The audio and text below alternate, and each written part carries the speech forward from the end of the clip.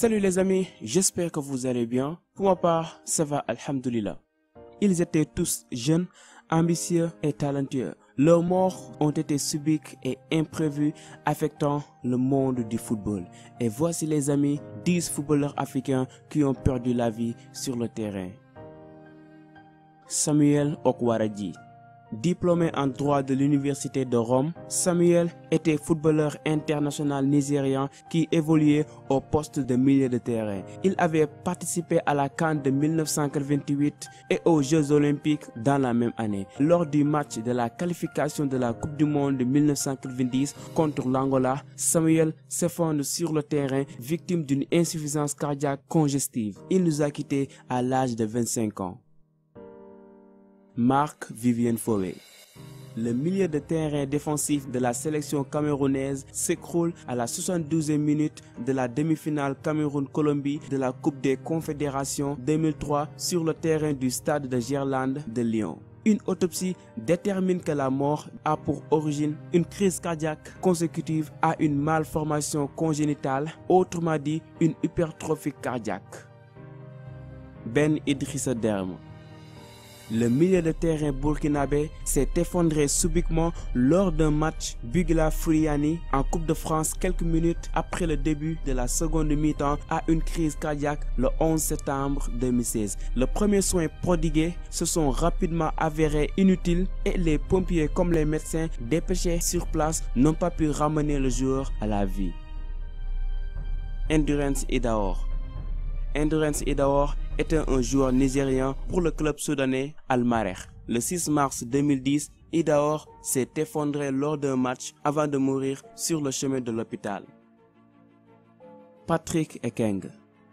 Né le 26 mars 1990 à Yaoundé, Patrick, le milieu de terrain de la sélection camerounaise et de Dynamo Bucarest, est décédé peu de temps après à la suite d'une crise cardiaque lors d'un match de la championnat avec son club le 6 mai 2016. Une enquête menée par le ministre de l'Intérieur roumain révèle que l'ambulance qui le transportait à l'hôpital contenait des médicaments expirés et ne disposait d'aucun dispositif de réanimation. L'entreprise privée d'ambulance voit alors sa licence suspendue pendant 30 jours et paye une amende de 23 800 leu roumains.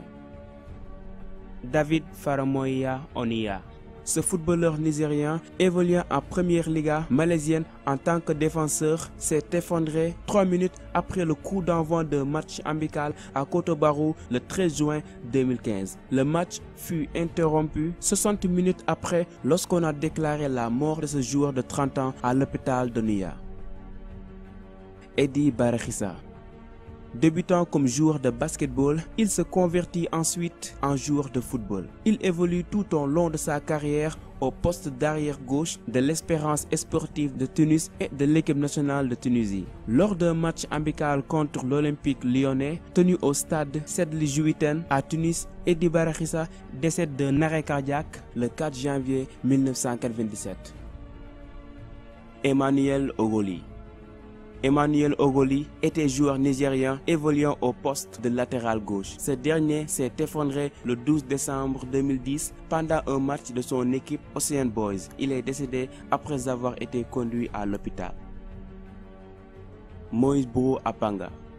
Moïse Bourou Apanga est un footballeur gabonais d'origine ivoirienne. Né le 4 février 1982 à Abidjan, Moïse Bourou Apanga décède le 26 avril 2017 à Libreville suite à une crise cardiaque pendant un entraînement avec son club.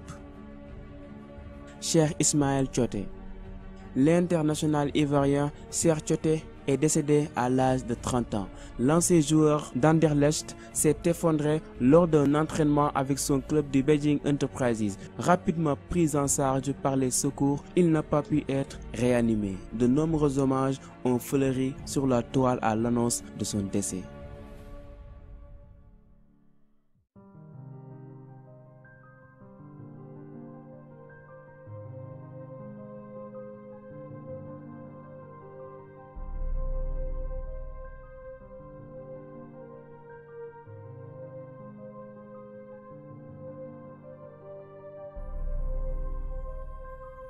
Allez les amis, c'est tout pour aujourd'hui.